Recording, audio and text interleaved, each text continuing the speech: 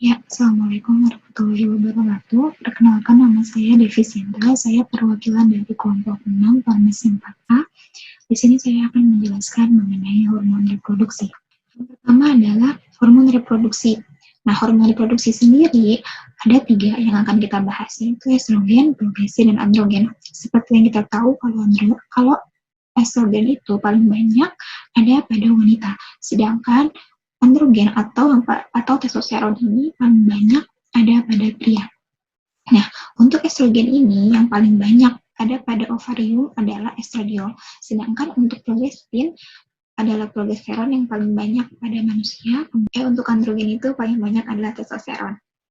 Nah, untuk estrogen ini secara klinis dia itu biasanya digunakan untuk treatment hipogonadisme. Sedangkan kalau fungsi naturalnya atau fungsi alamiahnya estrogen ini membantu perkembangan reproduksi pada wanita. Di antaranya seperti ciri sekunder dan ciri primer seperti pertumbuhan payudara, kemudian membantu dalam proses menstruasi. Kemudian kalau untuk progesteron itu biasanya untuk penggunaan klinisnya dia akan dikombinasikan bersama dengan estrogen. Tapi ada juga progesteron sendiri tunggal itu digunakan untuk mencegah kehamilan gitu. Jadi sama-sama progesteron dan estrogen ini biasanya dikombinasikan untuk kontrasepsi.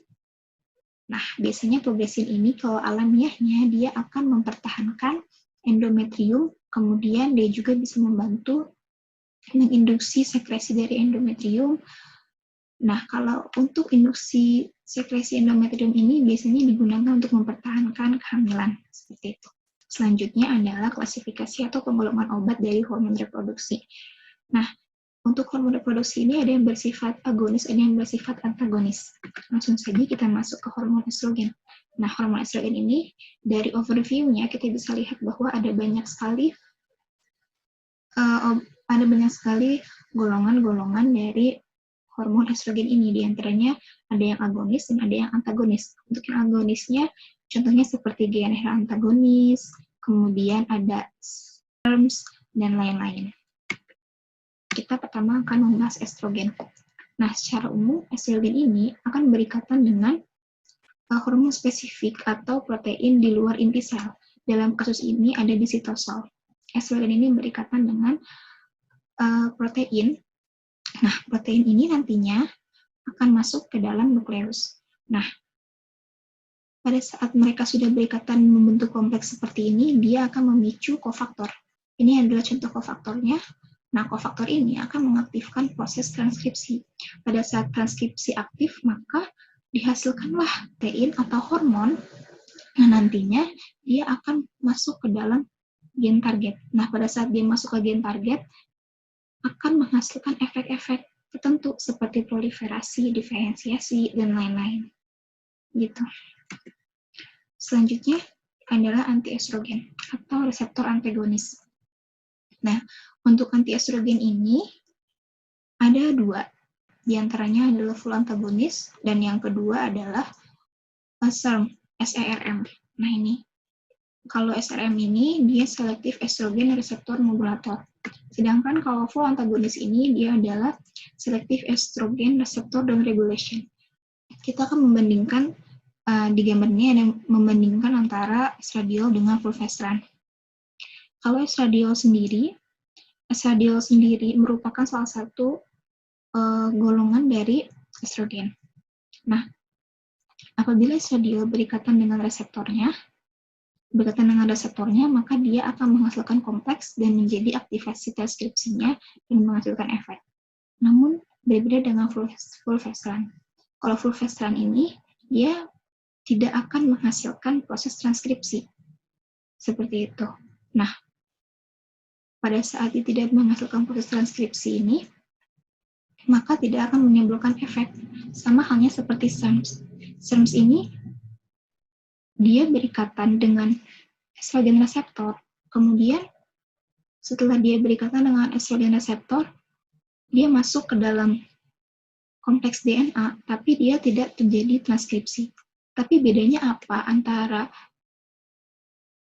full antagonis dengan SERM, bedanya adalah kalau, nih bisa dilihat, kalau misalkan SERMs itu dia masih bisa masuk ke dalam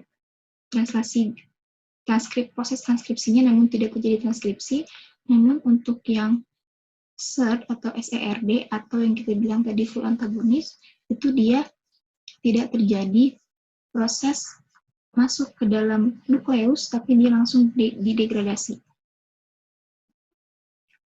Nah, selanjutnya masih membahas antiestrogen, golongannya adalah aromatase inhibitor. Nah, sebenarnya tadi udah dibahas di awal bahwa testosteron itu bisa loh berikatan dengan aromatase dan menghasilkan estradiol. Namun, kalau misalkan estradiolnya ini, maksudnya aromatase ini dihambat oleh aromatase inhibitor, maka estradiol tidak akan dihasilkan. Nah, jadi targetnya itu adalah reseptor aromatase. Biasanya untuk obat-obat aromatase inhibitor ini digunakan untuk treatment pada kanker payudara. Selanjutnya ada antiestrogen, gonadotropin, releasing hormon analog dan antagonis. Nah, untuk GnRH analog dan GnRH antagonis ini sebenarnya tujuannya sama, yaitu menghambat sekresi estrogen, namun mekanismenya saja yang berbeda. Jika GnRH analog ini, kalau pada umumnya itu fisiologisnya itu seharusnya adalah hipotalamus. Di sini akan dirangsang dengan GnRH. GnRH ini akan merangsang pituitari untuk mengeluarkan LH dan FSH, sehingga ini akan menstimulus ovarium untuk mengeluarkan hormon estrogen. Namun pada saat GnRH analog menggantikan fungsi dari GnRH-nya itu sendiri, maka dia akan memicu pengeluaran overstimulating, yaitu pengeluaran yang berlebihan, pengeluaran LH dan FSH yang berlebihan. Apabila terjadi pengeluaran LH dan FSH yang berlebihan sehingga terjadi perkembangan folikel, maka ini akan menurunkan sensitivitas dari hipofisis terhadap rangsangan agonis dari GnRH-nya itu sendiri. Nah, ini berakibat pada menurunnya produksi LH dan FSH, sehingga estrogen pun tidak diekspresikan. Berbeda dengan mekanisme dari antagonis GnRH. Kalau antagonis GnRH, dia akan berkompetisi dengan GnRH-nya itu sendiri. Apabila GnRH antagonis berhasil berikatan dengan kelenjar dari pituitari, maka ini akan menghambat LH dan FSH untuk tidak diproduksi. Apabila LH dan FSH tidak diproduksi, maka hasil akhirnya adalah estrogen tidak akan diproduksi. Nah, jadi untuk GnRH analog dan GnRH antagonis itu mekanismenya saja yang berbeda, namun tujuannya itu sama. Begitu. Nah, ini merupakan contoh-contoh obat-obatan beserta indikasi, kontraindikasi, efek samping, efek toksik, dan farmakokinetiknya. Bisa dibaca sendiri. Ini sudah masing-masing golongan. Selanjutnya kita masuk ke hormon progestin. Untuk hormon progestin sendiri ini terbagi menjadi dua ya. Ada yang agonis dan ada yang antagonis. Kalau yang agonis itu tetap namanya progestin, kalau yang antagonis itu namanya antiprogestin. Gitu. Nah, sebenarnya untuk mekanisme kerja dari progestin dan antiprogestin ini tidak berbeda jauh. Mereka sama-sama melibatkan SPRM. SPRM ini adalah selective progesterone receptor modulator, di mana apabila dia bersifat agonis seperti progestin, contohnya dia tetap berikatan dengan protein, membentuk kompleks, kemudian memicu koaktivator untuk berikatan, sehingga terjadinya proses transkripsi diaktifkan. Kalau misalkan di antagonis, maka dia tetap bisa berikatan dengan proteinnya, sama-sama membentuk kompleks, namun bedanya saat agonis dia memicu koaktivator untuk berikatan, namun untuk yang antagonis dia justru memicu core-pressor. Core-pressor ini artinya adalah menekan supaya tidak terjadinya transkripsi. Nah, biasanya untuk Yang menekan tidak terjadinya transkripsi ini berarti tidak ada progestin atau progesteron yang dihasilkan. Contoh obatnya yang paling umum adalah mifepriston. Biasanya mifepriston ini digunakan pada awal-awal kehamilan untuk aborsi. Nah, ini adalah beberapa contoh obat besar masing-masing obat dari golongannya. Ini ada mekanismenya, ada indikasi, kontraindikasi, dan lain-lain. Selanjutnya yang terakhir adalah hormon androgen. Nah, hormon androgen ini cukup banyak. Yang pertama adalah androgen. Nah, androgen sendiri itu pada umumnya kan tadi sudah dibahas adalah testosteron. Testosteron ini nanti dia akan berikatan dengan 5-alfa reduktase, kemudian akan menghasilkan 5-alfa dihidrotestosteron atau DHT. Nah, DHT ini sebenarnya tidak seluruh testosteron ini menghasilkan DHT, hanya 90% saja. Tapi sebenarnya DHT ini dia lebih poten atau lebih bagus gitu untuk memediasi efek testosteron pada kulit dan kemudian pada kelenjar prostat, vesicula seminalis, epididymis, dan pada organ reproduksi pada pria. Gitu. Untuk mekanisme kerja androgen ini sebenarnya sama seperti mekanisme, secara dasarnya sama seperti mekanisme dari masing-masing hormon lainnya, seperti estrogen dan progesteron. Itu sama mekanismenya, hanya saja yang membedakan adalah reseptornya dan tentunya hormonnya yang membedakan. Nah, yang kedua kita membahas antiandrogen. Antiandrogen yang pertama adalah 5-alfa reduktase inhibitor atau kita singkat 5-ARI. Nah, untuk mekanisme kali ini adalah salah satu contoh dari pengobatan pada kanker prostat. Testosteron ini masuk, testosteron ini dia seharusnya bisa berubah menjadi DHT, tapi karena adanya salah satu contoh obat dari 5-ARI ini adalah finasteride. Nah, finasteride ini berikatan dengan 5-alfa reduktase, menggantikan testosteron tadi, maka mencegah terbentuknya DHT. Apabila DHT ini tidak terbentuk, ini akan berdampak kepada tidak terbentuknya sintesis protein dan akan menurunkan volume dari prostatnya itu sendiri. Selanjutnya ada golongan antiandrogen reseptor antagonis. Reseptor antagonis atau androgen reseptor blocker ini bertindak dengan mengikat dan mengganti secara langsung androgen seperti testosteron atau DHT dari androgen reseptor. HR itu adalah androgen reseptor, sehingga mencegahnya untuk mengaktifkan reseptor dan menengahi efek biologisnya.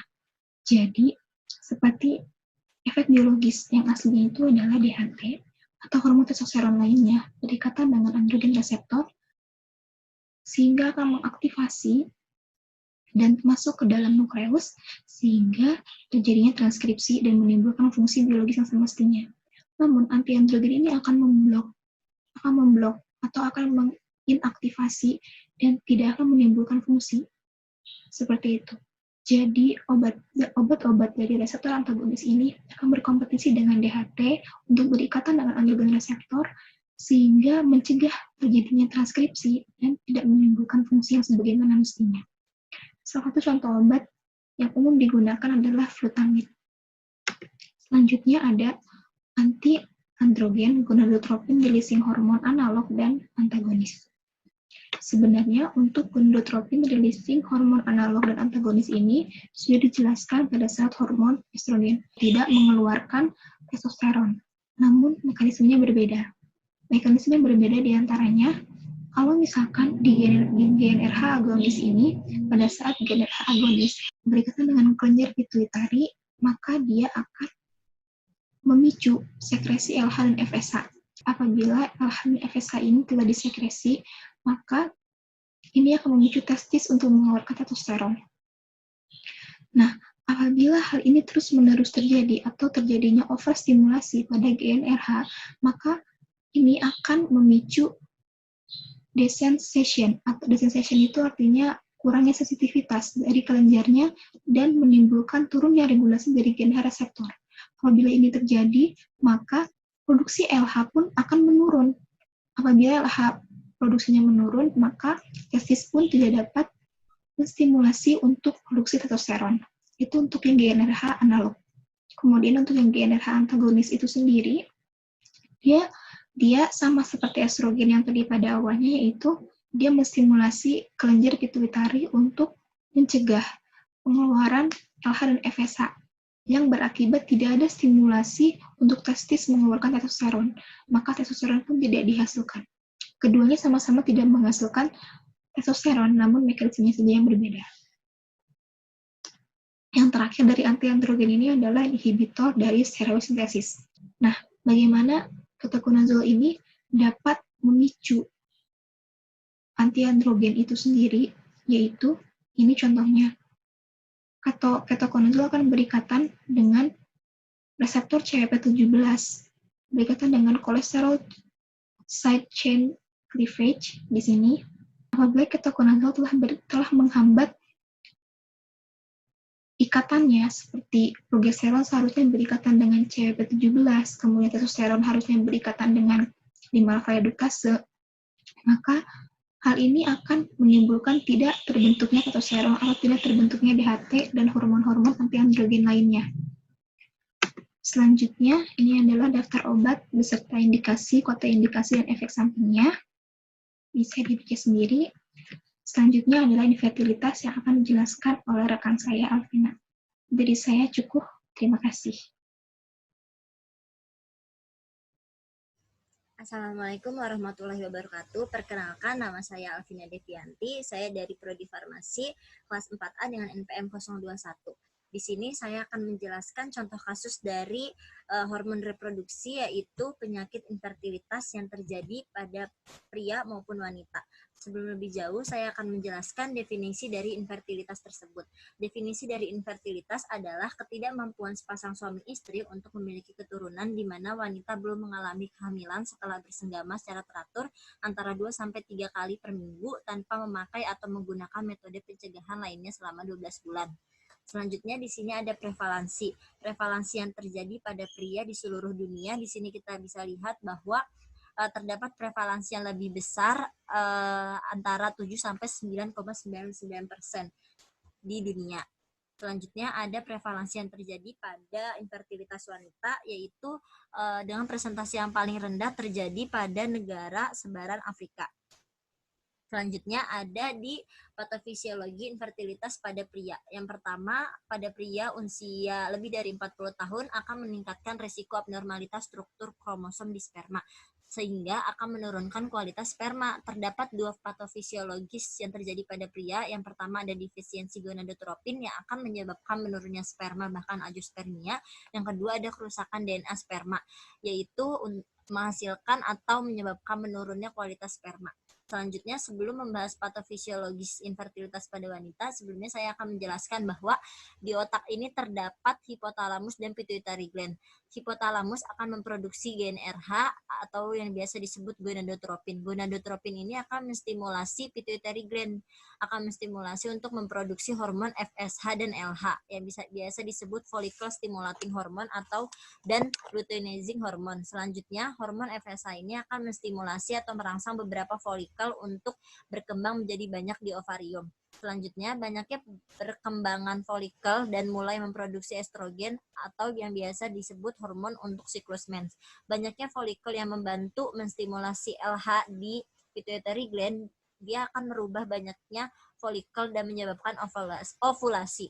Ketika folikel ovulasi, maka keluarlah sel telur. Keluar sel telur ke tuba falopi dan siap divertilasi oleh sperma. Setelah itu, ovulasi folikel perlahan hancur. Ovulasi folikel perlahan hancur menjadi corpus luteum. Ketika corpus luteum hancur, maka fertilasi tidak terjadi. Maka sehingga akan menyebabkan menstruasi. Menstruasi di sini terdapat menjadi 2 fase, yaitu fase folikuler dan fase lukal. Yaitu selanjutnya kita lanjut ke patofisiologis. Patofisiologis yang terjadi pada wanita ada 3, yaitu terdapat hipogonadotropik hipogonadisme yang mengakibatkan kegagalan atau kerusakan gangguan pada ovulasi. Yang kedua ada hipergonadotropik hipogonadisme, masih sama gangguan pada ovulasi. Yang ketiga ada hiperprolaktinemia. Yang pertama, patofisiologisnya itu hipotalamus tidak bisa memproduksi GnRH, sehingga GnRH tidak bisa menstimulasi pituitary gland yang akan memproduksi hormon FSH dan LH. Folikel tidak berkembang, maka tidak ada LH yang tidak ada LH yang mengakibatkan tidak ada ovulasi. Selanjutnya, hipergonadotropik hipogonadisme, hipotalamus memproduksi GnRH. GnRH stimulasi pituitary gland untuk memproduksi hormon FSH dan LH. Tetapi ovarium tidak memiliki banyak folikel. Tidak ada perkembangan folikel sehingga tidak dapat memproduksi banyak estrogen, sehingga yang mengakibatkan tidak ada ovulasi juga. Selanjutnya ada hiperprolaktinemia. Prolaktinemia ini masih sama, awalnya bermula dari pituitary gland memproduksi prolaktin. Karena beberapa alasan prolaktin tersebut meningkat. Yang menyebabkan prolaktin meningkat akibatnya di darah berdampak pada hipotalamus. Berdampak pada hipotalamus tidak dapat memproduksi GnRH. Terjadi tidak ada ovulasi selanjutnya. Terus yang kedua selanjutnya itu di sini bisa lihat bahwa penyakit lainnya yang bisa menyebabkan patofisiologis PCOS. PCOS di sini artinya kegangguan atau kegagalan hormon yang terjadi pada wanita di usia subur. Biasanya wanita ini mengalami gangguan menstruasi dan terdapat atau memiliki banyak hormon androgen berlebihan. Endometriosis, STIs, sexually transmitted infection, dan ectopic pregnancy. Selanjutnya ada etiologi. Etiologi ada wanita terlebih dahulu. Yang pertama hormonal gangguan glandula pituitary, tiroid, adrenalis atau ovarium, endometriosis dan sebagainya bisa dibaca sendiri. Selanjutnya ada pria, gangguan spermatogenesis, analis sperma dapat mengungkapkan jumlah spermatozoa normal. Artinya ini gangguan spermatogenesis ini dia gangguan yang terjadi pada saat proses pembentukan sperma di dalam testis pria. Obstruksi atau sumbatan, contohnya ini infeksi prostat. Yang ketiga ada ketidakmampuan koitus atau ejakulasi, yaitu faktornya itu biasa seperti hipospadia atau epispadia. Selanjutnya, faktor sederhana seperti memakai celana jeans ketat, mandi dengan air hangat. Gejala klinis yang terjadi pada wanita, yang pertama ada siklus menstruasi terlalu lama, siklus menstruasi yang tidak teratur, rasa sakit yang berlebih saat menstruasi atau di bagian perut bawah, sulitnya memperoleh keturunan. Untuk pria, berikut ini gejala umumnya. Yang pertama, perubahan dalam pertumbuhan rambut, perubahan hasrat seksual, rasa nyeri benjolan atau pembekakan di testis. Selanjutnya ada terapi non-farmakologi pada pria. Terapi non-farmakologi ini terdapat dua, yaitu ada dengan pembedahan dan ada yang tidak dengan pembedahan yang disebut non-operatif. Operatif contohnya itu operasi terhadap varicocele, epididymovastostomi, dan vasovasostomi. Yang kedua itu selanjutnya ada non-operatif, contohnya itu seks terapi, hormonal, dan lain-lain.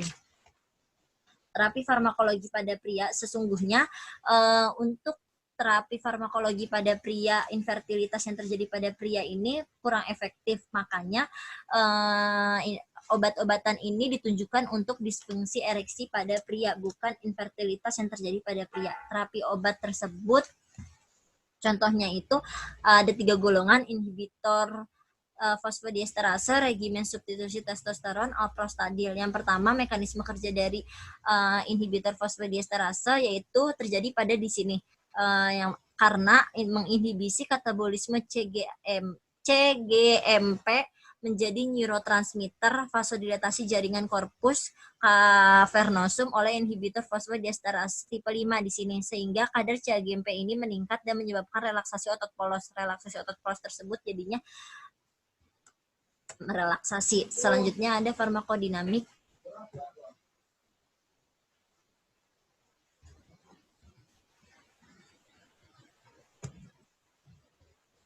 Selanjutnya ada farmakodinamik dan farmakokinetik inhibitor dari fosfodiesterase. Contoh obatnya ini ada sildenafil, vardenafil, dan tadalafil. bisa dibaca sendiri. Interaksi obatnya itu menyebabkan hipotensi, maka dianjurkan penggunaannya itu nitrat organik tidak boleh bersamaan dengan IF atau inhibitor fosfodiesterase. Yang kedua, metabolisme IF tidak dapat dibarengkan minum obatnya dengan obat-obat yang contohnya eritromisin, klaritromisin, dan selanjutnya. Terapi farmakologi yang pada pria selanjutnya ada regimen substitusi testosteron. Mekanisme kerjanya ini regimen berupa testosteron eksogen untuk mencapai kadar testosteron serum normal yaitu 300 sampai 1000 Ng per dl. Penggunaan ini untuk mengoreksi gejala hipogonadisme seperti lemah, hilang kekuatan otot, depresi, dan penurunan libido. Indikasi penggunaan ditunjukkan pada pasien dengan hipogonadisme primer dan sekunder yang berarti LH rendah. Terus farmakokinetiknya ini bisa dibaca sendiri, maka dia diperlukan dosis 3 kali seminggu, banyaknya diganti dengan dosis testosteron sipionat atau enantat. Efek sampingnya itu dapat menyebabkan meningkatkan berat badan, hipertensi, payah jantung, dan udem.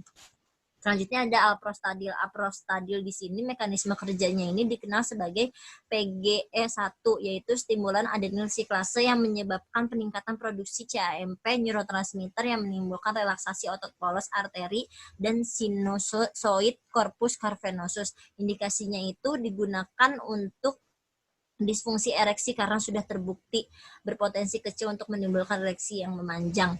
Farmakokinetiknya ini berefek cepat dalam 5-15 menit. Lama kerja itu tergantung dosisnya. Efek sampingnya ini pada preparat intravenosus biasanya timbul efek samping lokal yang biasanya muncul pada tahun pertama penggunaannya, antara lain seperti sakit lokal, fibrosis di korpus. Efek samping sistemik jarang terjadi karena cepat di metabolisme lokal, tapi dosis besar dapat menimbulkan hipotensi. Selanjutnya ini ada dosis yang digunakan pada disfungsi ereksi, bisa dibaca sendiri. Ada cara pemberian oral, topikal, intramuskular, intraneutral, dan intrakavernosa. Selanjutnya terapi farmakologi pada wanita. Terdapat 2. Yang pertama ada infertilitas karena gangguan ovulasi dan infertilitas terkait kondisi hiperprolaktemia. Yang pertama, infertilitas karena gangguan ovulasi, contoh golongannya itu antiestrogen atau SERMs. Antiestrogen ini tidak perlu dibahas lagi karena sebelumnya sudah dibahas dan memiliki mekanisme kerja yang sama. Selanjutnya di sini ada antiestrogen GnRH atau analog. GnRH analog. Mekanisme kerjanya itu dia memicu pengeluaran gonadotropin FSH dan LH di hifosis interior. Di sini hifosis interior lalu merangsang ovarium untuk mensekresi estradiol, dan progesteron. Progesteron telah rilis dalam jumlah yang cukup, maka akan mengirim sinyal kepada hipotalamus, dan kelenjar pituitari untuk menghentikan sekresi GnRH, FSH, dan LH. Contoh obat dari antiestrogen ini leuprolin dan goserelin. Dosis ini disesuaikan. Efek farmakodinamiknya itu untuk meningkatkan produksi FSH, efek sampingnya itu nyeri pada bagian bawah abdomen, efek toksisnya itu seperti osteoporosis, pendarahan pada vagina contohnya.